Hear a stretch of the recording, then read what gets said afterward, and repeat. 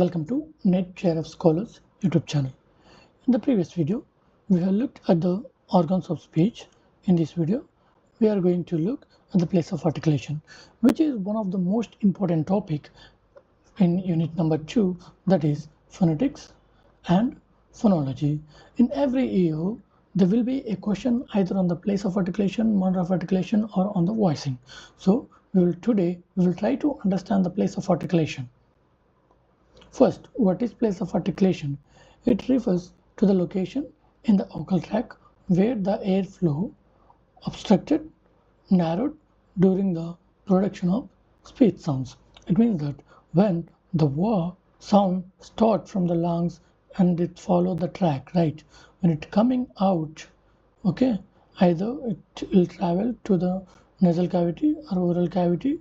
In oral cavity, we have tongue, teeth, lips, and at the upper we have alveolar ridge, so hard palate, soft palate, uvula, teeth again, lips. Okay, these are all the articulators that disrupt the air from the lungs to come out. So here, when the air started from here, okay, it has distracted at the many places, right? Here, so it distracted at the many places. This distraction creates multiple different sounds. Okay, it simply tells us where a consonant sound is produced. So there are two types of articulators, as we have discussed, active and the passive. To produce a speech sound, it is important for the interaction of the both passive and active articulators. I give you a small trick here to remember. In the examination, they will give a speech sound, okay, and they will ask which is active articulator and which is passive articulator. So in that case, you can simply answer because all the lower articulators are active, okay, and uvulum, okay, all the lower articulators along with the uvula are active articulators. Okay, so to produce or for the place of articulation, it is interaction with the combination of active and the passive articulator. As the names of these places of articulation is combination of the passive and active articulators. First and the most important, bilabial. Okay, here in this case, the active articulator is the lower lip and the passive articulator is the upper lip. These sounds such as p in pen, p in book, m in man are produced with the help of both the lips, and they are coming together, as you can see. Okay, it's an interaction between the upper lip and the lower lip resulted into production of bilabial sounds such as p, p, b, m. It is easy to understand this concept, okay, when you practice, when you pronounce. Okay, when you pronounce the sounds along with me, it's easy for you to understand and it will remember forever if you practice, if you pronounce the sounds that I'm mentioning here. Okay, and you can also take notes of all these slides because I have made these slides, as you can just copy paste in your notes, and so they really help you to revise before the examination. So just copy the content from the slides into your notes, so that will help you to revise and try to pronounce the sounds that I am mentioning here. Next, we have bilabial. In this case, the active articulator is the lower lip and the passive articulator is the upper teeth. Okay, the interaction of lower lip with the upper teeth resulted into production of the sounds such as f, v, as in fan and van. Okay, so it's a interaction between the lower lip and the upper teeth results into production of labio-dental sounds. Next, we have dental. Here, in this case, the active articulator is the tip or the blade. Tip or the blade. This part of the tongue is called as a tip, and the little behind the tip is known as blade. So the interaction of tip and the blade with the upper teeth, is known as dental sounds, which resulted into production of the sounds such as th and the, as in think and this.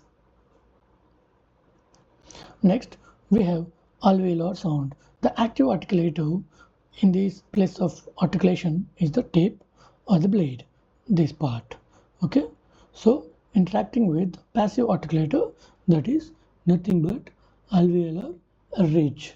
As a result, into production of the sounds such as t, d, n, t, d, n. Okay, so these sounds are resulted from the interaction of tip of the blade and the alveolar ridge, t, d, n. Next, we have post-alveolar. It is an interaction of blade, which is a blade of the tongue, which is an active articulator, and the passive articulator just behind the alveolar ridge, that is this part.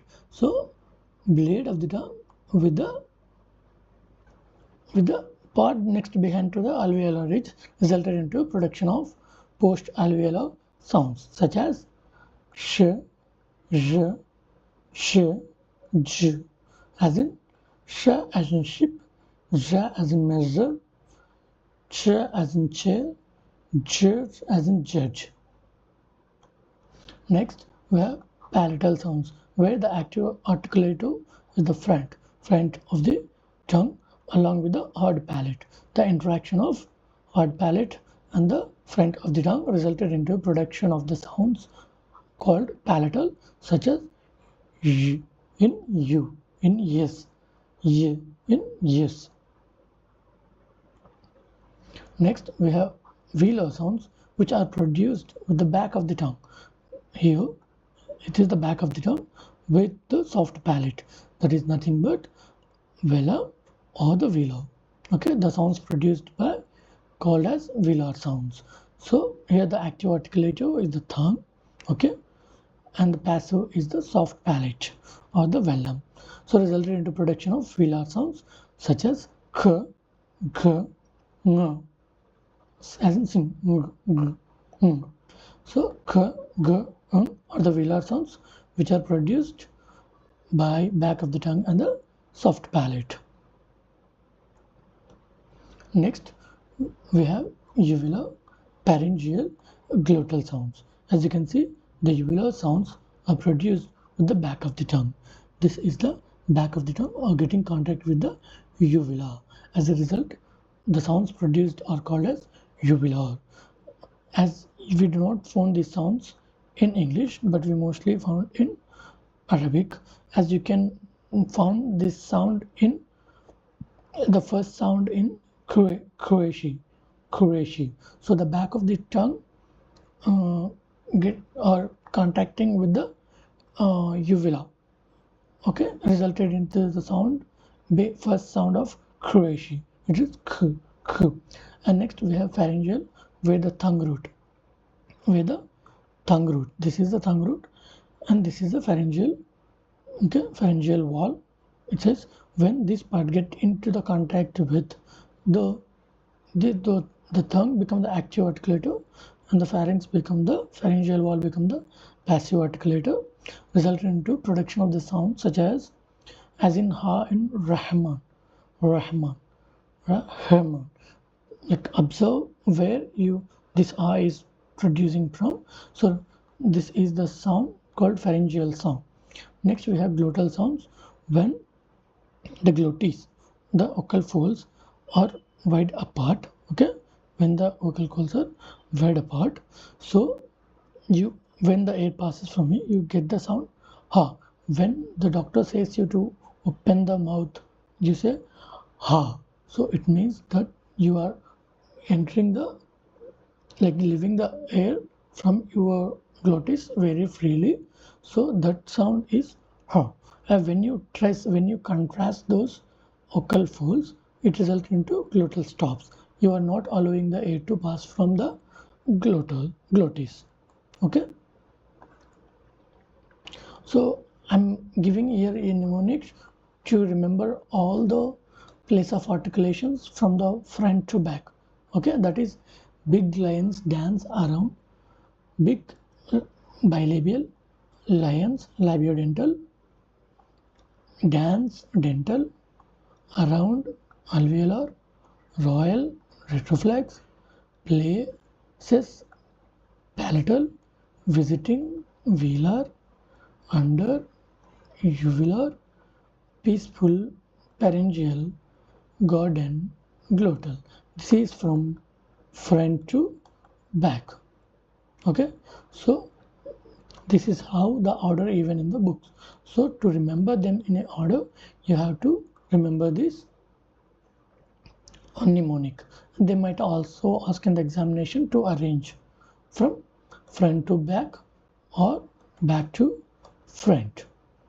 Okay, so it is very important, and please remember this mnemonic so that you can also recall all the place of articulations. So thank you for watching the video. In the next video I'm going to come up with the manner of articulation, and at the end of the video I'll provide a mnemonic to remember all the manner of articulations. So please subscribe to our channel NET Chair of Scholars for more interesting videos on UGC NET Paper 2 Linguistics. Thank you. Please subscribe.